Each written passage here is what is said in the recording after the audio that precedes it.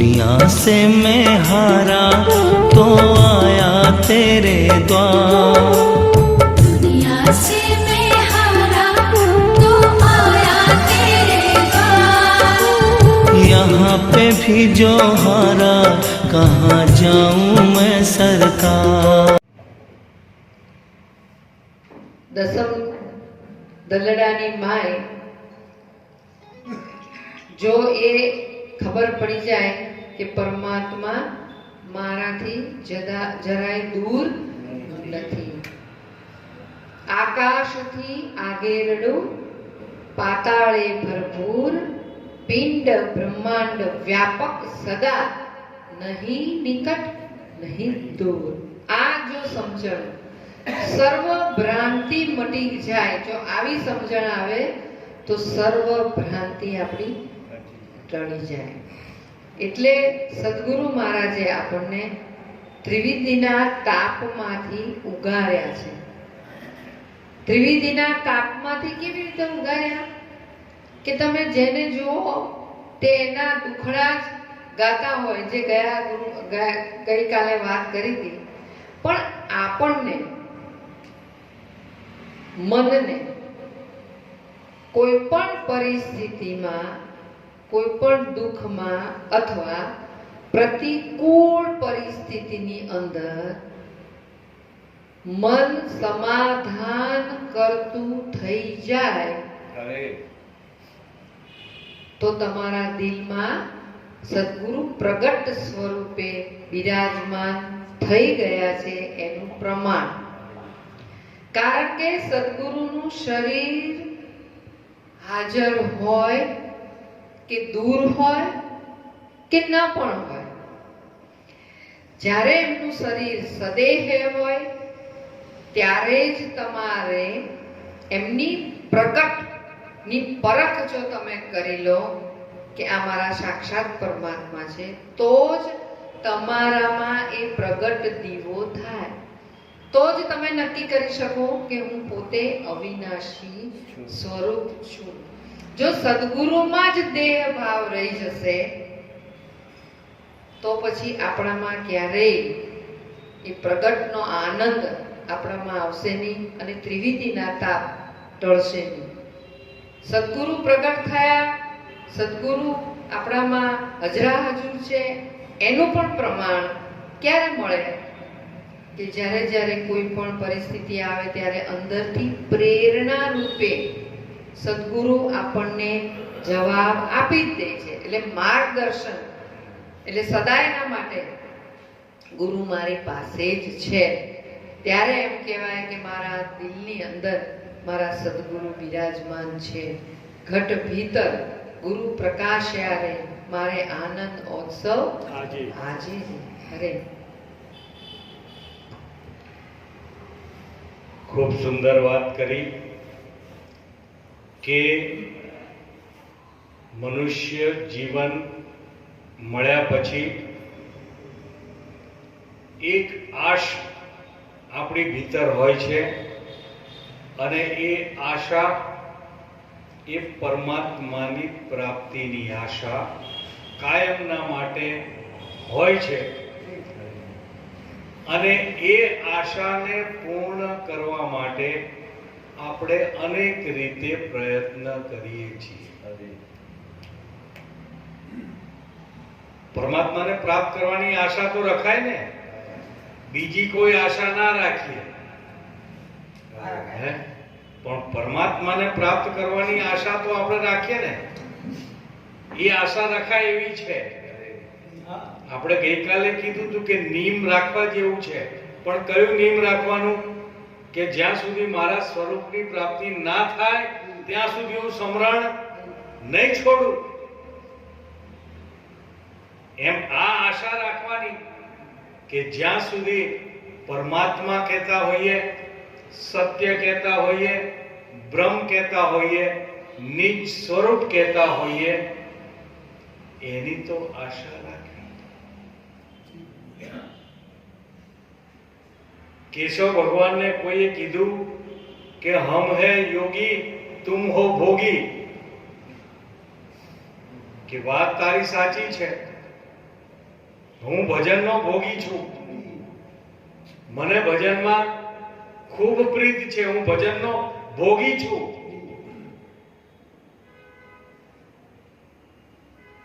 એટલે બચુરામ બાપા કે 11 રસે સઘળી આશ અળગી થશે. એટલે પૂર્ણ થઈ જશે, પછી કોઈ આશ રહેશે નહીં. કે પોતાના નિજ સ્વરૂપની પ્રાપ્તિ થયા પછી કોઈ આશા તૃષ્ણા રહેતી નથી. કબીર સાહેબે તો ત્યાં સુધી કીધું કે મન મરે માયા મરે મરમર જાત શરીર આશા તૃષ્ણા ના મરે કહેગે દાસ કબીર. તો હવે આમાં આપણે શું સમજવાનું? મન મરી જાય, માયા મરી જાય અને શરીર મરી જાય તોય કે આશા તૃષ્ણા રહી જતી હોય તો આનું કોઈ પ્રમાણ ખરું આપણી પાસે? આનું કોઈ પ્રમાણ? તો વિચાર કરજો કે તમારું મન ક્યારે નથી હોતું, કઈ અવસ્થામાં? ખ્યાલ છે? કઈ અવસ્થામાં? હા, સુષુપ્ત અવસ્થામાં, ગાઢ નિંદ્રામાં. ગાઢ નિંદ્રામાં તમારું મન હોતું નથી. અચ્છા, ગાઢ નિંદ્રામાં માયા કેટલી? ગાઢ નિંદ્રામાં કાયાનું જ ભાન નથી. માયા સૌથી મોટી માયા છે, એનું જ ભાન નથી. તો ત્યાં માયા પણ નથી. હારું, મર જાય શરીર તો સુષુપ્તિ અવસ્થામાં તમે પુરુષ છો, સ્ત્રી છો, ભણેલા છો, ગણેલા છો, ફલાણી જ્ઞાતિના છો, આટલા ઉંમરના છો, દેવાદાર છો કે માલદાર છો, કઈ ખરું? શરીરનું કોઈ ભાન ખરું? કશું જ નથી. જો આ અવસ્થામાં નથી મન, નથી માયા, નથી શરીર. પણ કબીર સાહેબે જે વસ્તુ કીધી છે કે આ ત્રણેય ના હોય ત્યારે તમારી આશા અને તૃષ્ણા એ તમારા માટે સ્વપ્ન સૃષ્ટિ રચને. જો સ્વપ્ન સૃષ્ટિમાં આ જગત નથી, આ શરીર નથી, આ ઇન્દ્રિયો નથી, કઈ નથી. કારણ કે એ તો બધું પથારીમાં હોય ને.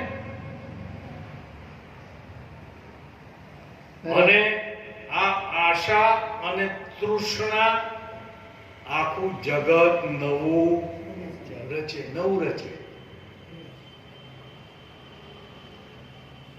એટલે વિચાર કરજો કે આ જ્યાં સુધી છે ત્યાં સુધી આ પાછું આવે છે. જેમ ડાંગર હોય એટલે કે ચોખા ઉપર ફોતરું ચોટેલું હોય ત્યાં સુધી ઉગે ને ફોતરું નીકળી જાય પછી કેવો થઈ જાય? હા, પછી કેવો થાય? ચોખ્ખો.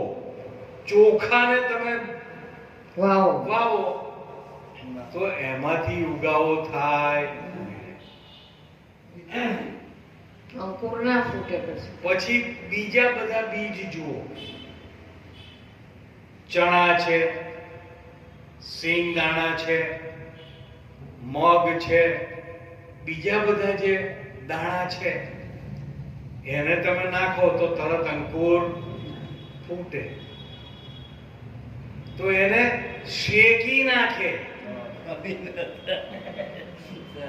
હા, ચણા શેકાઈ જાય પછી એને વાવો તો પછી એમાંથી ઉગાવો થાય.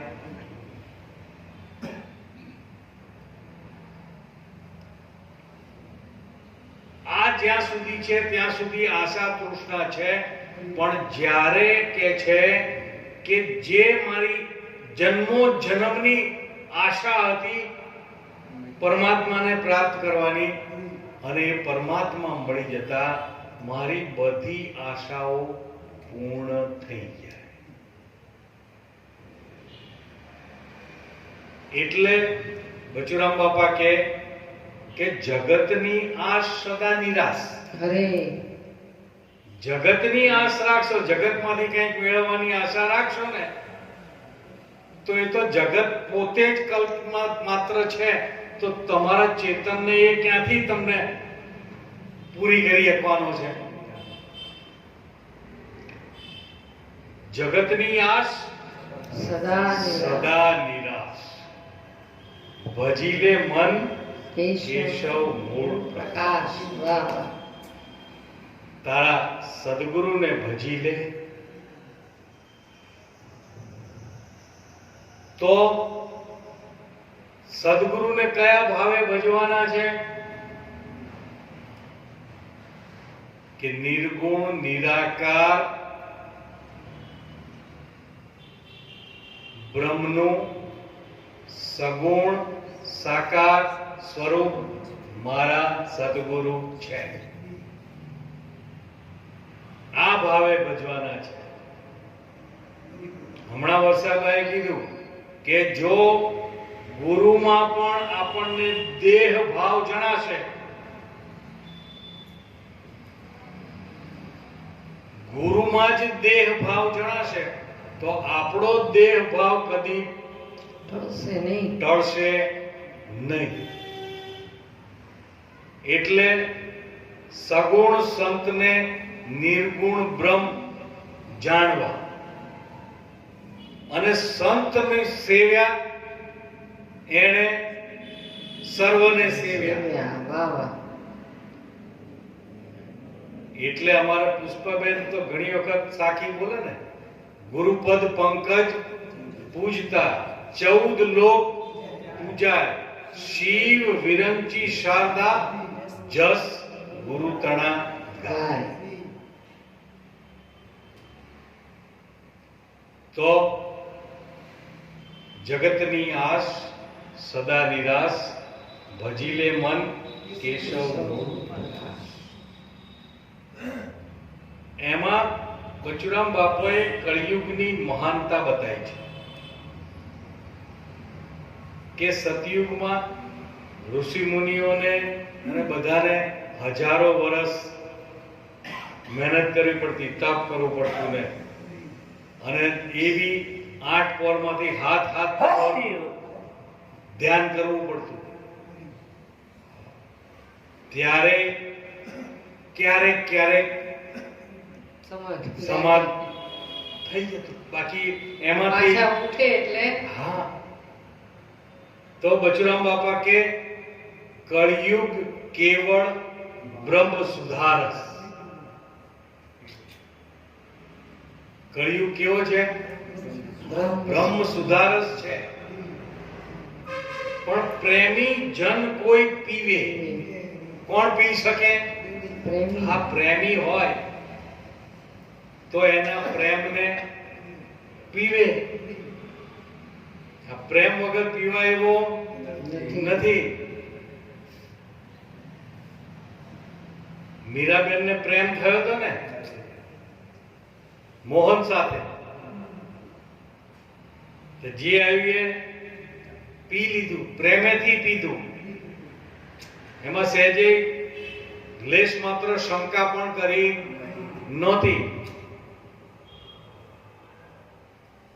એટલે કળિયુગ કેવળ બ્રહ્મ સુધારસ, પ્રેમી જન કોઈ પીવે. અને આ પીવાથી સઘળી આશ પૂરી થઈ જાય. એટલે કેશવ ભગવાને એક જગ્યાએ 11 નું કીધું છે કે 11 અંતરમાં ઉતર્યો. શું થયું? અંતરમાં ઉતર્યો. 11 અંતરમાં ઉતર્યો અને આવ્યા અમીના ઓડકાર. આ અમીનો ઓડકાર આવે એટલે આપણે શું કહીએ? પૂરેપૂરું ભરાઈ ગયું છે ત્યારે ઓડકાર આવે ને. તો આ 11 અંતરમાં ઉતરી જાય તો કે આવે અમીના ઓડકાર. પછી કે તપત બુજાણિયા તનની, તાપ બધા ત્રિવિધિના તાપ બધા મટી ગયા. એક ઉનાળામાં તાપમાંથી આયા હોય અને માટલાનું ઠંડુ પાણી પીવા મળે તો એ કેટલી શાંતા અનુભવાય છે. ખાલી માટલાનું પાણી પીવામાં આવે તોય શાંતિનો અનુભવ થાય. તો આ તો અમી પીધો, અમી રસ. તો એના ઓડકાર આયા તો તપત બધી આ તનની સમે. અને કેશવ પ્રેમથી આ પીવે એવું કીધું. કેશવ ભગવાન કહે છે કે હું તો પ્રેમથી આ રસ પીઉં છું. અને હમણાં વર્ષાભાઈએ કીધું ને કે આ રસ એવો છે, રામ રસ. ऐसा है मेरे भाई, पीवे अमर हो जाए, अमर हो जाए. તો વિચાર કરજો, આવું કેમ કીધું હશે? આવું કેમ કીધું છે કે તું અજર અમર અવિનાશી તો છે જ, પણ એની ખબર નહોતી. અરે અરે તું કદી જન્મ મરણમાં આવે એવો તો છે જ નહીં, પણ તને એની ખબર નહોતી. એટલે તને લાગતું હતું કે મારે વારંવાર યોની બદલતા મરવા વાળો છું, જન્મવા વાળો ને મરવા વાળો છું, હું છું, એવી આપણને ભ્રાંતિ હતી. આ ભ્રાંતિ દૂર થઈ ગઈ એટલે ખબર પડી ગઈ કે હું આમાં આવો એવો નથી, પણ અત્યાર સુધી મારી ભીતર આવી દ્રઢતા થઈ ગઈ હતી કે હું તો જન્મ મરણમાં આવવા વાળો છું. એટલે કીધું કે આ અજર અમર પદ ને તું પામે. બાકી તો છે જ, પણ ખબર નહોતી. राम रस ऐसा है मेरे भाई, पीवे अमर हो जाए. હવે આ અમર થઈ જવાની વાત આવે ને એટલે બધાને એવું થાય કે આ શરીર અમર થઈ જાય. હે, શરીર અમર થાય આ તો શરીર થયા. અમર થઈ જાય.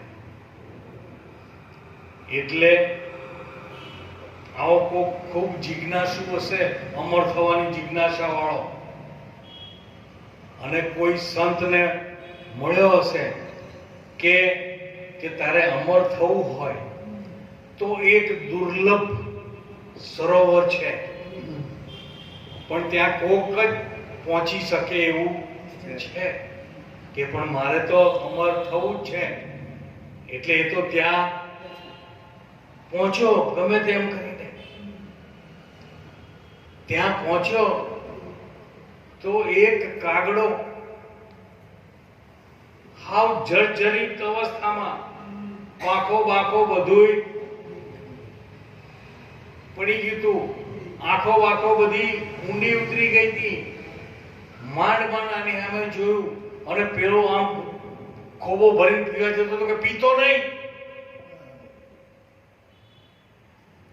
કે કેમ? કે શરીરનો ધર્મ છે, ઇન્દ્રિયો ક્ષીણ થઈ જશે,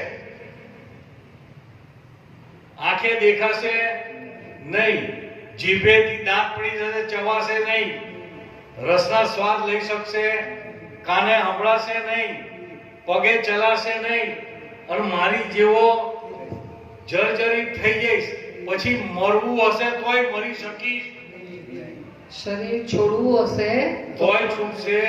નહીં.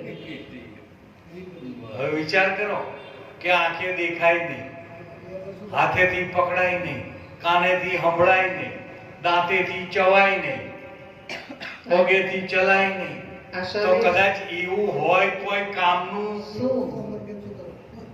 હે?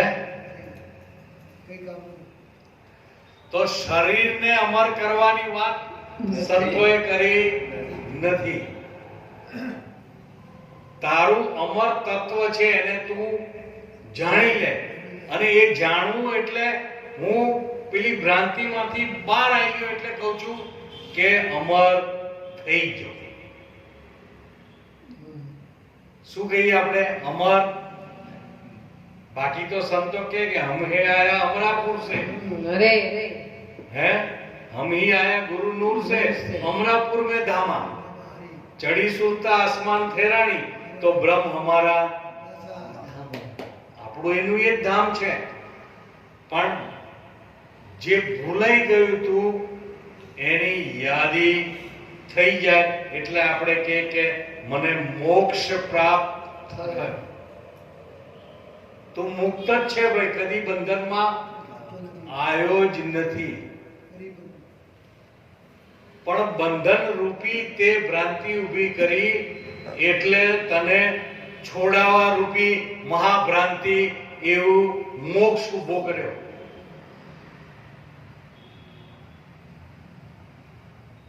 શું થયું? હા.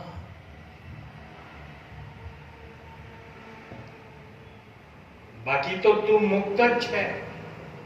કબીર સાહેબ કીધું, કોણ મરે કોણ અવતરે, કોણ મરે કોણ અવતરે, કોણ જીતે કોણ હારે, આ તો જળકી લહેરી જળ સે નિપજી. અરે કોણ તરે કોને તારે. અરે આટલી બધી સ્પષ્ટ વાત કરી કે જળમાંથી એક લહેરી ઊભી થઈ છે, હે જળમાં જ સમાવાની છે. આવી સમજણ સાચી મળી ગઈ પછી કઈ આશા તૃષ્ણા રહે ખરી? અને બચુરામ બાપાને કોકે પ્રશ્ન પૂછ્યો કે હે ગુરુ મહારાજ, આમાં અવિનાશી એવું શું છે? આમાં અવિનાશી એવું છે શું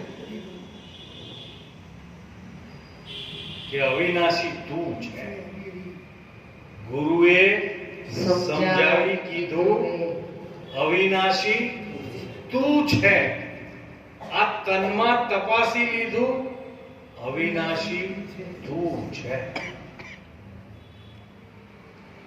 હવે તું તને ક્યાં ઠેરાવે નક્કી કર. તું તને ક્યાં ઠેરાવે છે આમાં? એમણે તો કીધું લહેરી લોટ અપરંપારી, ઉપજે ખપે વારંવારી, નીર દ્રષ્ટિ થઈ છે મારી. સમુદ્ર કિનારે ઉભા છીએ તો મોટા મોટા હિલોળા દેખાય, મોટા મોટા લોટ દેખાય, કિનારે આવતા આવતા મોજા ઉછળતા દેખાય, અને કિનારાની થોડેક સુધી જાય એટલે એમાં પરફોટા પણ થઈ જાય. દેખાય બધું જ. આ બધું દેખાય ને, અને બધાના નામ અલગ અલગ અલગ. પરપોટો ને તરંગ ને લહેર ને મોજા ને લોડ ને બધું અલગ અલગ. પણ એના મૂળ સ્વરૂપને જો જોઈ લે તો મોજામાં પાણી, તરંગમાય પાણી, લોઢમાય અને પરપોટામાય.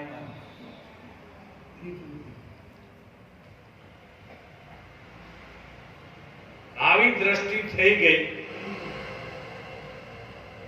તો પાણી સિવાય બીજું કઈ નથી. આવું ને આવું જ બીજું દ્રષ્ટાંત આપે કે આભૂષણ અનેક દિશે, નામ રૂપ તેના વિશે, પણ સોની તેમાં સોનું જોશે. સોનું જ જોશે. તમારે મન બુટ્ટી છે, તમારે મન હાર છે, તમારે મન બાજુબંધ છે, તમારે મન બંગડી છે, પણ સોનીના ત્રાજવામાં મૂકો એટલે પૈસા શેના ગણાય? હા, સોના.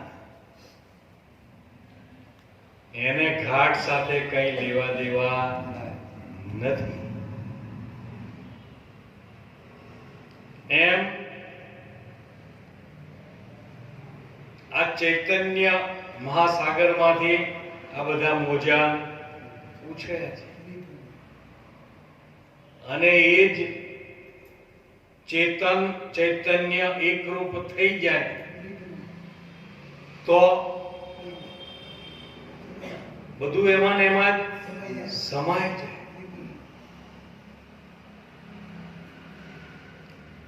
એટલે બચુરામ બાપા કે 11 સગળી આસ અળગી હળવી થાશે. થાશે. આશ મટી જાય. અને વિચાર કરજો કે આશ મટી જાય, આશ મટી જાય પછી મનની દશા કેવી રહે?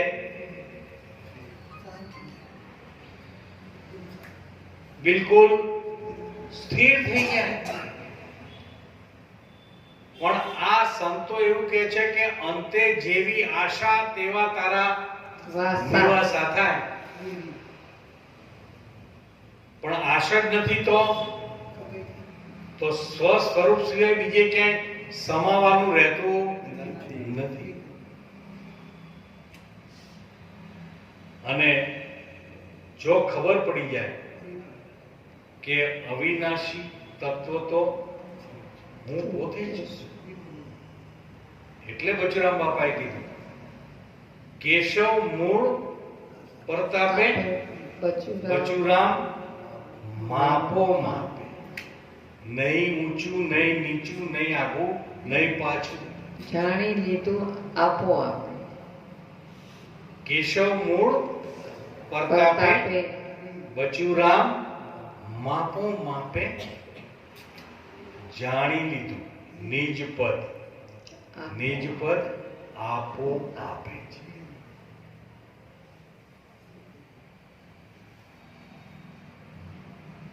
એમાં બીજું કઈ ઊભું થતું નથી. આપો આપ જાણે જાય તો જ થાય એવું છે. અરે બાપા, અને એ જણાવવા માટેની વારંવાર આપણે વાત કરીએ છીએ. હે कर श्वास ની સમરણી જપો જંપા જા પરમ તત્વ કો ધ્યાન દતો સોહમ આપો. તો ત્યાં આપોઆપ કીધું છે. કેવો છે? આપોઆપ. અને આ જ્યાં આપોઆપ જણાઈ ગયા પછી ત્યાં કોઈ ત્રિવિધિના તાપ રે ખરા? સંતો કે બધા અગ્નિ છે ને એ બાળે. બાળે. બધા અગ્નિ બાળે. બાળે. અને આ બ્રહ્મ અગ્નિ જે છે ને એ ઠારે છે. આ એક જ અગ્નિ એવો આ છે. એક અગ્નિ જે છે એ ઠારે એવું છે. એટલે આશા રાખવી તો કીધી એવી આશા રાખવી. રાગી થવું તો ગુરુના વચનના રાગી થવું.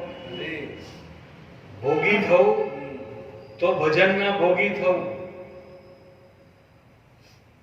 આ બધું બનાવ્યું છે સદગુરુ પરમાત્માએ, એ કઈ કામનું નથી, નકામું નથી, કામનું છે. બધું બધું કામનું છે, પણ આપણે એમાં વિકાર નાખી દીધા છે. શું કર્યું? વિકાર નાખી દીધા છે.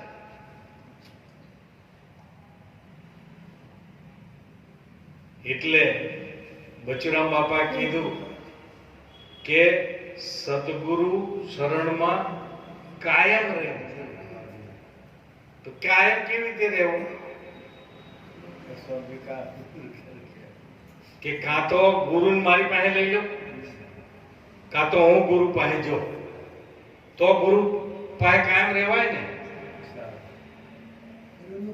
ગુરુ પાસે કાયમ રહેવું હોય તો કાં તો હું ગુરુ પાસે જતો રહું, કાં તો ગુરુને મારી પાસે રાખ. તો ગુરુને કાયમ પોતાની પાસે રાખવા હોય તો કેશવ ભગવાને કીધું કે ગુરુ મૂર્તિ હૃદયમાં ધરો. વાહ વાહ. શું કીધું? ગુરુ મૂર્તિ હૃદયમાં ધરો.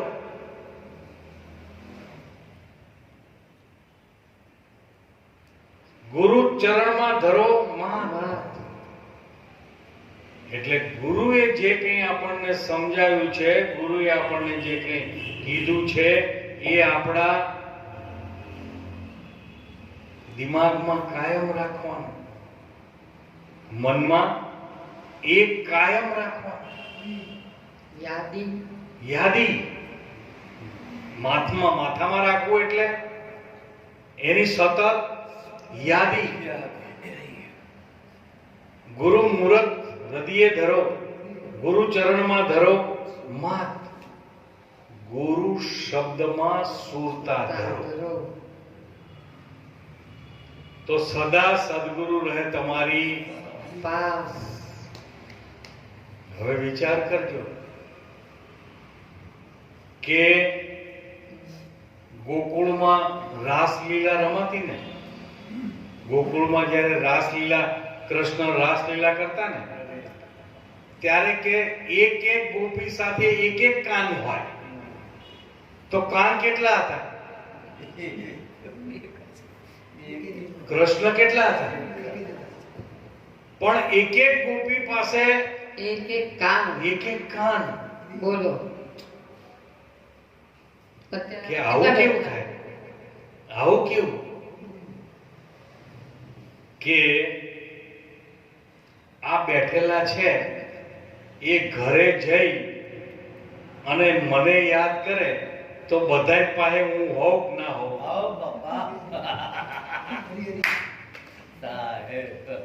એમ ગુરુને 5000 શિષ્યો હોય, અને 5000 શિષ્યોને શિષ્યો ગુરુને યાદ કરતા હોય, તો બધા પાસે ગુરુ હોય કે ના હોય?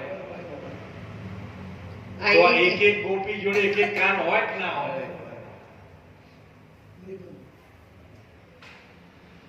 સુરતા. ગોપી એટલે સુરતા. તમે યાદ કરો, ના હાજર હોય તો કહેજો, જવાબ ના આપે તો કહેજો. અરે રે હે, પણ આપણને એ જવાબ સાંભળવાની અને એ જવાબ ઉપર વિચાર કરવાની આપણે તસદી લેવી નથી, સાંભળવું નથી, ધ્યાન આપવું નથી. बापा श्री अरे हमारे अंदर में कोई प्रकार का अविचार होता है बा- और गुरु महाराज का शरण में अपना ध्यान दे देता है तो मेरा सब कल बल छल खत्म हो ही जावे ने. वहाँ कल बल छल बल कुछ रहता ही नहीं है ना. उसको मिटाने के लिए तो ये सब है. लेकिन वो क्या है, फिर बाहर आ जाता है ना, तब उछल उछल कलबल क्या बोलते हैं, सब बाहर आ जाता है. समझे? એટલે मिट जावे तो नहीं आता है, मन मिट जावे. ગુરુ ચરણમાં કાયમ રહેવું અને લેવી સદગુરુની શાન. સદગુરુએ આપણને શાન આપી છે. બચુરામ બાપાએ કીધું છે સદગુરુની કે કોઈ શાન સમજી લે. હા, સદગુરુની કોઈ શાન સમજી લો. બ્રહ્મ તો જેમ છે તેમ દર્શાયા, જૈસી લહેરી સાગર કેરી, લહેર સાગર, સાગર લહેર સમય. અને કેશવ ભગવાને શાન સુંદર આપી છે કે તું લઈ લે સદગુરુની શાન, જેમાં પ્રગટ રહ્યું છે કલ્યાણ. તું લઈ લે સદગુરુની શાન, જેમાં પ્રગટ રહ્યું છે કલ્યાણ. તો આ શાન શું કહે છે કે તારા વિના બીજો નથી, આ છે ગુરુજીનું જ્ઞાન. જ્ઞાન કઈ મોટા થોથા નથી. ખાલી આટલું નક્કી કરી લો કે તારા વિના બીજો નથી. આ છે ગુરુજીનું જ્ઞાન. અને આ સમજણમાં તમે ઓગળી જજો, તમે આ સમજણમાં સમાઈ જજો. આ સમજણમાં, આવી સમજણમાં તમે ભળી જજો. કેવી રીતે ભળી જવાનું? કે દૂધમાં સાકર ભળી જાય પછી બેને જુદા કરાય ખરા? હે? પણ ભળ્યા પછી દૂધનો સ્વાદ ભળી જાય. મીઠો. આ દૂધમાં જેમ સાકર ભળી જાય એવું આ સમજણમાં આપણે ભળી જવાનું છે. તો ભેળા છે ભગવાન. ભગવાન ક્યાં જુદા?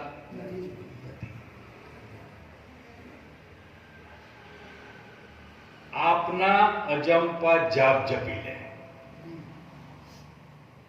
ભૂલી જા બીજાનું ભાન. આ તુહી તાર લગાવ. આની અંદર આ તુહી તાર લગાવ. કેશવ ભગવાને તાર લગાવ્યો. કેશવ કેશવ કરતા નિજ નામમાં જય ઠરતા, નામ નગારા વાગે સુરતા, નામમાં લાગે ઈસ બીદ હે ધ્યાન ધરના. અને રવિ સાહેબને પણ જ્યારે ભાણ સાહેબે સમજાવ્યું ને ત્યારે રવિ સાહેબે કીધું, અબ નહીં આવું, અબ નહીં જાઉં, અબ ન ધરું મેં પૂરા ધ્યાન. ધ્યાન. વાહ. તમારા સ્વરૂપ સિવાય બીજા કોઈનું ધ્યાન ધરો છો એ કૂડું ધ્યાન છે. કેવું કીધું? કૂડું ધ્યાન છે.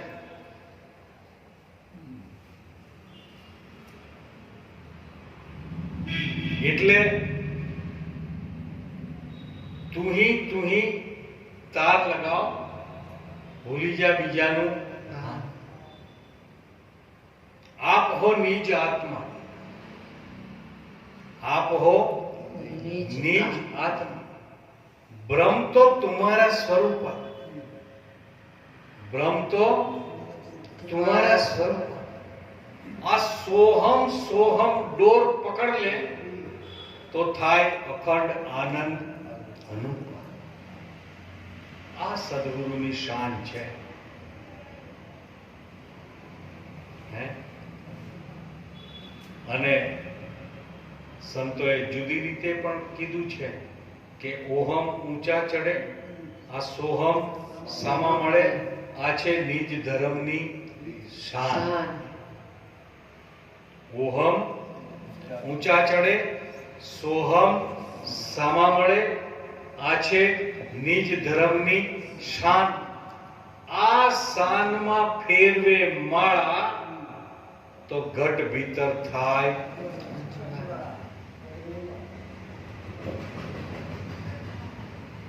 આ ઘટ ભીતર અજવાળું થઈ જાય એટલે પછી કંઈક સંશય, શોક, ભ્રાંતિ કશું રહે નહીં. જેમ છે તેમ દર્શાય. દર્શાઈ જાય. એટલે આટલી વાતને આપણે પાકી કરવાની છે પણ આપણે તો 11 હોય એટલે 11 જુદા જુદા રસ તૈયાર કરીએ. સિંગદાણા તળી રાખજે, સાબુદાણાની ખીચડી કરી રાખજે, પછી શું ખાય બીજું? રાજગરાની કઢી, હા, પૂરી પાછી શેની આવે? રાજગરાની એની પૂરી સૂકી બનાવી ભાજી, સૂકી ભાજી. સક્કરિયા. આ પાપો 11 તો ઘણા બધા એથી વધારે એટલું સેવન આવા કરે. કે 11 રસ છે અમારે. કેવા છે? 11. પણ આપણને હમણાં કીધું તું ને કે બીજ, પૂનમ, એકાદશી કરો, એ વ્રત કરો, ભરે લાખો, તોય જીવપણું નહીં જાય. નહીં જાય. જીવપણું શેનાથી મળશે? જીવપણું શેનાથી મળશે? પોતાની ઓળખ. કારણ કે સમજી લેવાથી જીવપણું જાય. કે જીવપણું ક્યાં સુધી છે? કે જ્યાં સુધી અજ્ઞાન છે ત્યાં સુધી જીવપણું છે, અવિદ્યા છે ત્યાં સુધી જીવપણું છે. અને શિવ કહેતા હોઈએ તોય ક્યાં સુધી છે શિવ? કે શિવ એટલે માયાપતિ છે. જ્યાં સુધી માયા છે ત્યાં સુધી શિવ છે. માયા છે તો શિવ છે. માયાપતિ કીધા ને અરે, તો જીવ કી શક્તિ અજ્ઞાન, અજ્ઞાન થકી જીવ જણાય છે. અને શિવ કી શક્તિ માયા. માયા, માયા થકી शिव जनाए છે. संतों કહે છે કે ये दोनों से भिन्न अद्वैत है अजाया. वाह वाह. अद्वैत है અજાય. अजाया. ત્યાં जीव शिव કહેવાય નહીં. नहीं. हम तुम दो है हाण. બે હોય ત્યાં ઝઘડો તાણાવાણ, વાદ વિવાદ તાણાવાણ થાય. તારું ને મારું થાય એટલે શું થાય? ઝઘડો થાય. પણ બધું જ તારું તો, હુંય તારો તો, અને બધુંય મારું અને તુંય મારો તો.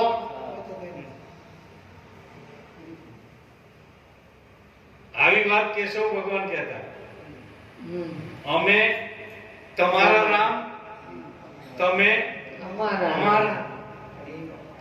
કેશવ કેશવ બોલ મનવા મારા મારા. અમે તમારા રામ, તમે તમે અમારા રામ. જો આવું થઈ જાય તો તમારામાં રામ રહ્યો છે એવું આપણે નક્કી તો કર્યું ને કે દરેકમાં એકનો એક છે. એ તો નક્કી છે ને કે જુદો જુદો છે. એ તો આપણને ખબર પડી ગઈ ને. તો મારામાં જે છે એ જ, તો પછી આપણને જુદું શું દેખાય? આપણી દ્રષ્ટિ ક્યાં પડે? ઘાટ ઉપર પડે છે, નામ ઉપર પડે છે. સંતો આપણને સમજાવે શું? नाम घाट से હા, નામ રૂપ ગુણનો નાશ. ચોથું પદ અવિનાશ. તે અવિનાશ. આ ચોથું પદ આપણા બધાની અંદર રહેલું જ છે. અને એના થકી જ આ બધું ઊભું થયું છે. એના જ ઊભું કર્યું છે. એક ચોથા પદનો જે ભેદ જાણે એને જાણવો હરિનો દાસ. તો આપણને સદગુરુએ આ સમજણ આપેલી જ છે. આ સમજણ આપી છે. તો હવે કોની આશા કરવાની? હે? જો મારા સિવાય બીજું કંઈ છે જ નહીં મારા સિવાય બીજું કંઈ છે નહીં, એટલે સદગુરુએ સમજાવ્યું કે તો તારું સ્વરૂપ આ છે, તારું સ્વરૂપ આ છે, અને એમાંથી જ આ બધું ઊભું થયું છે. એક સોહમ ફટા અને નવખંડ. આ સોહમ એ તમારું સ્વરૂપ છે કે એક સોહમ ફટા और नवखंड भया रस्ता लिया. ભૂલાય हाँ एमा रस्तो ભૂલાઈ ગયો. कहे कबीर धर्मदास को आ हंसा छूटे तो कौन घर जाए. એટલે કે નવ સોહમ કે ઉપરે 10મા સોહમ સાર.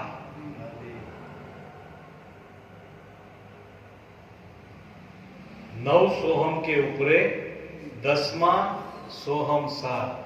कहे कबीर धर्मदास को ताका करो विचार. આમાં સાર સ્વરૂપ શું છે? એ સાર સ્વરૂપ જો કાઢો તો તારા સિવાય એમાં બીજું કઈ બચતું નથી. એટલે નિરાત મહારાજે પોતાના સ્વરૂપ ઉપર ઉભા રહીને વાત કરી કે હમ હે જોગી અલગ અનાદિ પાર બ્રહ્મ સે હે પાર नाम रूप गुण नहीं हमारा कबू न धरू में अवतार.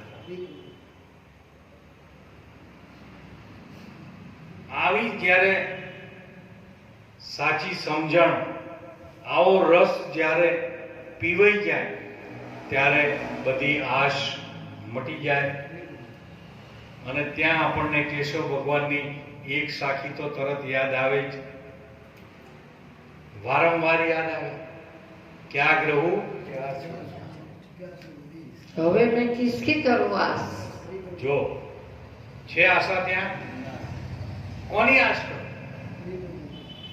આ સોહમ સમજાણા.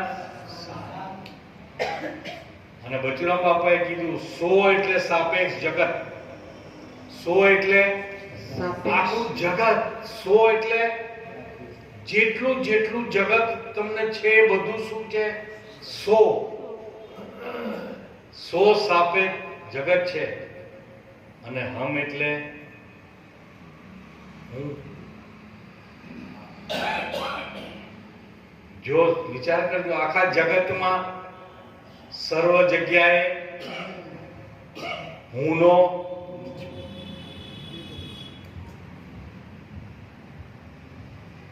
ત્યાં તમે કહેશો તો કોણ છો?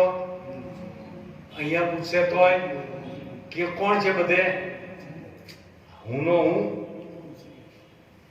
પણ આપણે એને જુદો કર્યો. આપણે એને શું કીધું? જુદો કરી દીધો. જાળીએ તાળું માર્યું હોય, બહારની જાળીએ, અને કોઈ ભાઈ ખખડાવે એટલે આપણે અંદરથી પૂછીએ કોણ? એટલે શું કહેશે? સાચું કહેજો. પહેલા શું કહેશે? એ હું એમ કહીએ. હા, શું કહેશે? હું છું. હા, પછી પૂછો હું કોણ? હું કોણ? કે હું મંગળદાસ. આવો આવો આવો. કે મંગળદાસ કોણ? કે સાધુ. જો શુદ્ધ કરી દીધું પછી રસ્તો ભૂલાઈ ગયો. આ પછી આમાં આવી ગયો, આંટીમાં ખાલી જગ્યા પૂરવા લાગ્યા. ખાલી જગ્યા પૂરવા. એટલે આ 11